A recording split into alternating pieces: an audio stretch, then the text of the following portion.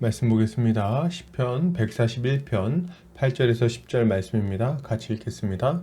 주 여호와여, 내 눈이 주께 향하며 내가 주께 피하오니 내 영혼을 빈궁한 대로 버려두지 마옵소서.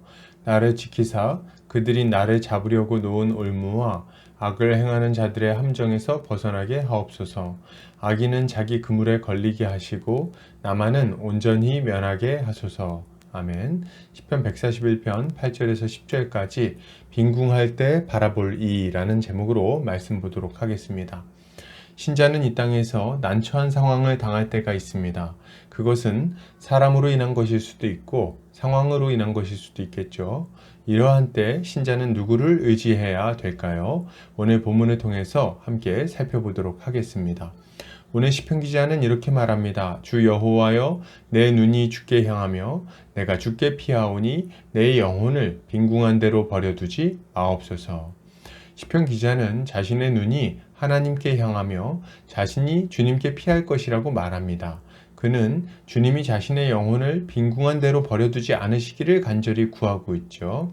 이것은 오직 하나님만이 인생들의 유일한 도움이 되신다는 것을 믿음으로 고백하고 있는 것입니다.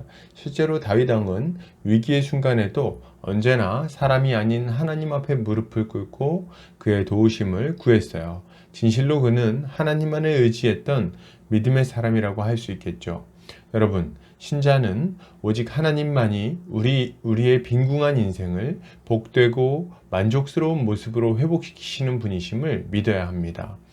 우리는 하나님을 바라보는 지혜를 가져야 돼요. 우리 삶에 고난과 어려움이 찾아왔을 때 참으로 의지할 만한 이가 하나님밖에 없음을 믿어야 된다는 말입니다. 죽을 병이 들었을 때 하나님을 바라보고 기도했던 히스기야처럼, 혹은 강한 자와 약한 자 사이에는 주밖에 도와줄 이가 없다고 고백했던 아사왕처럼 우리는 하늘을 바라보고 기도해야 됩니다. 왜요? 인생의 참된 도움은 전능하신 하나님으로부터 오기 때문입니다. 우리의 인생이 고통의 구렁텅이에 있을 때에도 마찬가지입니다. 우리는 하나님을 의뢰해야 됩니다. 왜요? 오직 하나님만이 우리의 가장 근본적인 문제를 해결해 줄 수 있을 뿐만 아니라 빈궁하고 비참한 우리의 인생을 온전한 모습으로 회복시켜 주실 수 있기 때문입니다. 우리가 하나님을 의뢰하면 주님은 우리를 바라보실 거예요. 우리가 손을 내밀면 주님이 잡아주실 겁니다. 우리가 주님의 이름을 부르면 주님은 우리를 붙들어 높은 곳에 세워 주실 거예요. 여러분, 빈궁하고 고통스러운 시간을 보내고 계십니까?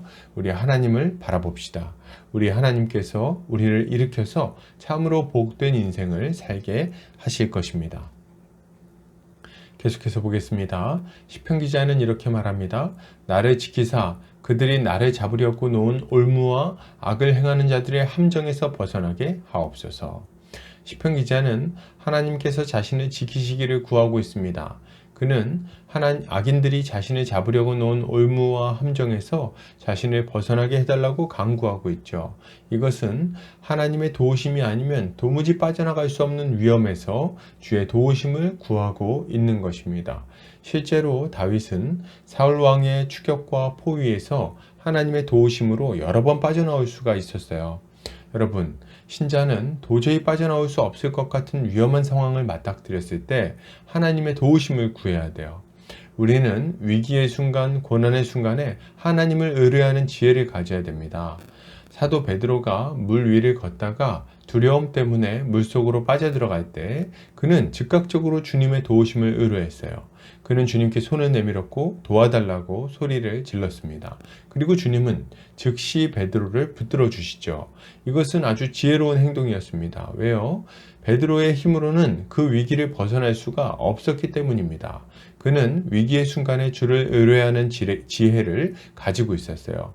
우리는 이런 베드로의 모습을 가져야 되겠습니다. 악인들이 우리를 둘러 진치고 우리를 궁지로 몰아갈 때, 혹은 도저히 이겨낼 수 없을 것 같은 어려운 상황이 우리에게 몰려올 때 우리는 골방으로 들어가 하나님의 도우심을 구해야 하는 거죠. 주님께 손을 들고 이 모든 올무와 함정에서 벗어나게 해달라고 기도해야 됩니다. 여러분, 하나님 믿으십니까? 기도합시다. 주님은 이런 우리의 기도에 오래 참지 않으시고 선하게 응답해 주실 것입니다. 계속해서 보겠습니다. 시편 기자는 이렇게 말합니다. 악인은 자기 그물에 걸리게 하시고 나만은 온전히 면하게 하소서. 시편 기자는 자신을 함정에 빠뜨리려고 하는 악인이 자기 그물에 걸려서 망하기를 구합니다. 그리고 그 자신은 온전히 그 위험에서 빠져나올 수 있게 해달라고 간구하고 있죠. 이것은 자신의 원수를 하나님께서 갚아주시기를 구하고 있는 것입니다. 실제로 다윗을 죽이려고 쫓아다니던 사울은 하나님께 버림받고 심판을 받아 길보아 산에서 비참하게 죽지 않습니까? 여러분, 신자는 불의한 자들의 공격을 당할 때 사사로이 원수를 갚을 것이 아니라 하나님께서 갚아주시기를 구해야 됩니다. 우리는 악한 자들의 공격을 당할 때 즉각적으로 보복하고 싶은 마음을 가질 때가 많죠. 독한 말로 쏘아붙이거나 혹은 다른 방식으로 골탕을 먹일 생각을 하게 된다는 거예요. 그러나 이때 우리가 기억해야 할 것은 하나님께서 사사로운 보복을 금하셨다는 사실입니다. 우리는 하나님께 우리의 억울함을 아뢰고 하나님께서 갚아주시기를 구해야 됩니다. 그리고 우리의 손에는 피를 묻히지 않아야 되겠어요. 다윗이 자신을 모욕한 나발에게 보복하려고 할 때 지혜로운 여인 아비가일이 하나님을 대신해서 그를 막아섭니다. 사사로운 보복을 하지 못하도록 막는 거예요. 그리고 다윗이 보복하지 않았지만 나발은 하나님의 심판으로 인해 죽고 맙니다. 이것은 우리가 사사로이 보복하지 않는다 해도 하나님께서 그 공의로 친히 갚아주신다는 것을 아주 잘 보여주는 일화입니다. 그러므로 여러분, 우리는 억울해할 것이 아니라 도리어 복을 빌어야 할 것입니다. 공의로운 하나님은 우리를 위해 일하실 거예요. 결론을 드립니다. 여러분, 신자는 오직 하나님만이 환난 중에 우리의 도움이 되심을 믿어야 됩니다. 그리고 우리의 억울함을 풀어주실 수 있는 분이심도 믿어야 돼요. 우린 이것을 믿고 하나님을 바라봐야 할 것입니다. 오늘도 주의 은혜로 승리하는 성도님들 되시기를 주의 이름으로 축복합니다.